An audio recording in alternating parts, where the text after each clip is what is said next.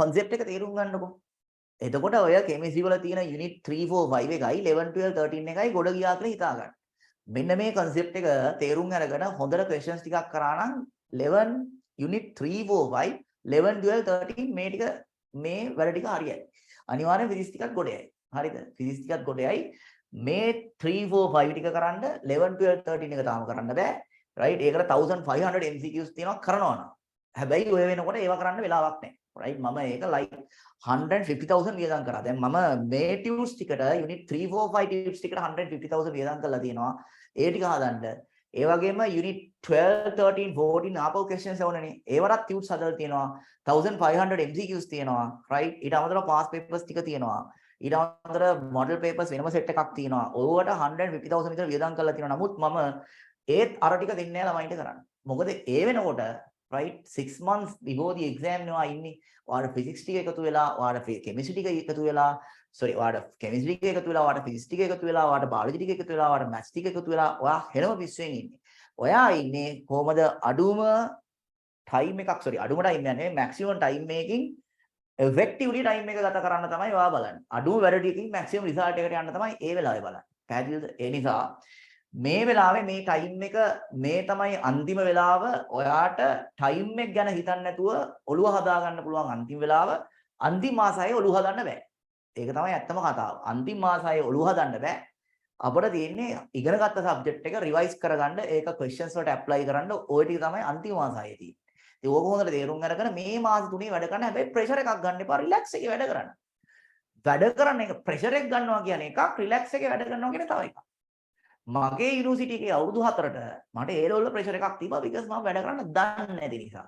right? මට ඒවා කියලා දෙන කෙනෙක් හිටියේ නැති නිසා. හැබැයි මගේ යුනිවර්සිටි එකේ අවුරුදු 4ක් මම වැඩ කරා. මට කිසිම දවසක කෙමිස්ට්‍රි කියන සබ්ජෙක්ට් එකේ කවදාවත් ප්‍රෙෂර් එකක් ඇවිල්ලා නැහැ. මම එක්සෑම් එකට යනකොට මම කියන්නේ මගේ දකුණු අත වැඩ කරොත් මම A+ තමයි. මම එමයි එක්සෑම් එකට යන්නේ because මම ටයිම් එක හොඳට මැනේජ් කරා and ටයිම් එක ඕන තරම් තියෙනවා. ඇත්ත කතාව ඔය වල්පල් වැඩ ටික අතෑරියොත් ටයිම් එක ඕන තරම් තියෙනවා. එතකොට ඔය ටයිම් එක right ඒ කියන්නේ ටයිම් එක කණ්ඩ ඕන නම් වෙන මොකුත් ඕනේ නැහැ. ගෑල් ළමෙක් පිරිමි ළමෙක් එක මැසේජ් කර ඉන්න සහ මැසේජ් කරන්න බලාපොරොත්තු වෙමින් ඉන්න. පිරිමි ළමෙක් ගෑල් ළමෙක් එක මැසේජ් කරන්න නැත්නම් මැසේජ් කරන්න බලාපොරොත්තු වෙමින් ඉන්න නැත්නම් දකින්න බලාපොරොත්තු වෙමින් ඉන්න දවස් යනවා තේරෙන්නේ නැහැ. right ඒක තමයි ඒකේ හැටි. ඉතින් ඒ නිසා ඒ වගේ දේවල් වලින් ටයිම් එක නාස්ති වෙනවා කියන දේ තේරුම් ගන්න. ඒ වගේ ටයිම් එක නාස්ති වෙන තැන් ඔක්කොම අතාරින්න. ඒ ටික අතෑරියට පස්සේ ඔයාලට තේරෙයි කොච්චරනම් ටයිම් එකක් ඉතිරි වෙනවද කියලා. එහෙම ටයිම් එක ඉතිරි වුණාට පස්සේ ඔයාලා වැඩ කරන්න පටන් ගන්න. ඔයාලා ටයිම් එක හොඳටම ඇති. ප්‍රෙෂර් ගන්න ඕනේ නැහැ. කිසිම උවමනාවක් නැහැ ප්‍රෙෂර් ගන්න. ඉතින් මම මේක හොඳට වැඩ කළා යුනිවර්සිටි එකේ හොඳටම වැඩ කළා. මම මේ කියන්නේ කිසිම ස්ට්‍රෙස් එකක් නැතුව මම ෆස්ට් ක්ලාස් එක දැම්මේ. කට්ටිය අහනවා මචං ඔබ මාර විදිහට වැඩ කරනවා නේද කියලා. ඉතින් මම වැඩ කරාට මම ස්ට්‍රෙස් එකක් ගන්නෑ. එහෙම වැඩ කරන්නේ නැති කෙනා අන්තිම වෙලාවේ ස්ට්‍රෙස් එකකුත් ගන්නවා. ඒ ස්ට්‍රෙස් එක ගත්ත කෙනා අන්තිම වෙලාවේ වැඩකුත් නැහැ, රිසල්ට් එක එන්නේත් නැහැ. ඒක හොඳට තේරුම් අරගෙන වැඩ කරපු කෙනෙක්ගෙන් අහගන්න කොහොමද වැඩ කරන්නේ කියලා. මගෙන් ඔය ඉන්න හැම වෙලාවෙම බයෝ ක්ලාස් එකේ ඉන්ටර්වල් එකෙත් ඇවිල්ලා මගෙත් එක්ක පොඩ්ඩක් කතා කරලා යන්න. මගේ ක්ලාස් එකේ ඉන්ටර්වල් එකෙත් පොඩ්ඩක් මගෙත් එක්ක කතා කරලා යන්න. රයිට් එතකොට මට ඒක කරන්න පුළුවන්. රයිට් ඒ කියන්නේ ඔයාට ඒ සතියේ ඇතුළත මොනවාද වෙන්න ඕන දේ නැත්නම් ඔයා ප්‍රෙෂර් එකේ ඉන්නවනම් ඒ ප්‍රෙෂර් එක අඩු කරන්න ඒ හීලින් පවර් එක මට තියෙනවා. රයිට් තව කෙනෙක්ව ඒ හීල් කරන පවර් එක මට තියෙනවා. ඒ හීලින් පවර් එක තියෙනවා මාව හම්බෙන්න කතා කරන්න ප්‍රෙෂර් එකක් තියෙනවා නම් මයිත් එක්ක කතා කරන්න. රයිට් මාක්ස් දිහා බලලා නිකන් ඔයාලා ඩිසිෂන්ස් ගන්න අනම්මනම් ඒව කරන්න යන්න එපා. කිසිම සබ්ජෙක්ට් එකක් ගැන එහෙම කරන්න එපා. මගේ සබ්ජෙක්ට් එක ගැන මට ඇත්තටම තාම කම්ප්ලේන් ආවේ නැහැ.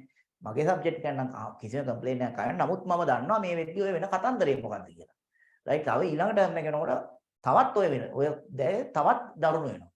ඊළඟ එකට තවත් දරුණු වෙනවා. ඇයි ඒ දරුණු වෙන්නේ? තවදුරටත් ඔයා වැඩ නොකර ඉඳලා. ඒක කරන්න එපා.